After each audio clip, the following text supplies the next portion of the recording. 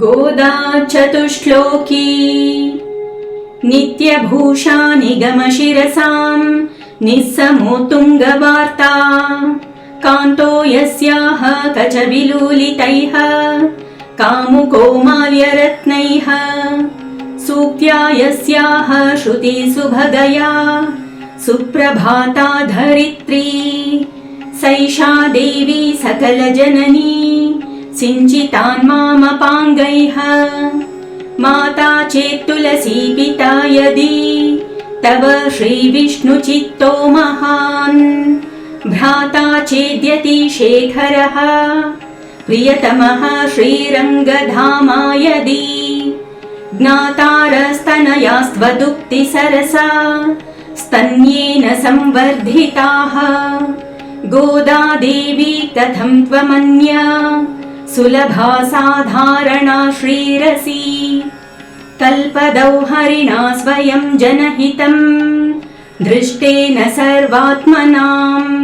प्रोक्तं स्वस्य च कीर्तनं प्रपदनं स्वस्मै प्रसूनार्पणम् सर्वेषां प्रकटं विधातुमनिशं श्रीधन्वी नव्ये पुरे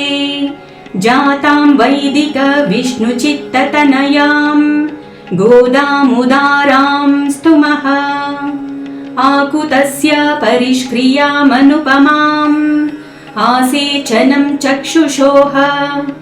आनन्दस्य परम्परामनुगुणाम् आरामशैलेशितुः तद्दोर्मध्यकिरीटकोटिघटिता स्वोच्छिष्टकस्तूरिका माल्यामोदसमेधितात्मविभवां गोदामुदारां स्तुमः स्वोच्छिष्टमालिका बन्धरजिष्णवे विष्णुचित्ततनुजायै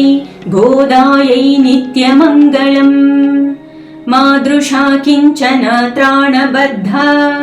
कङ्कणपाणये विष्णुचित्ततनुजायै गोदायै नित्यमङ्गलम् इति गोदा चतुश्लोकी।